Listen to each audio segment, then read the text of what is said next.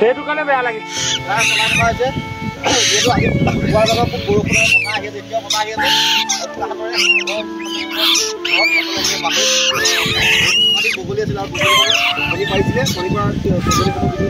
মই আহিলে 6টাৰ পৰা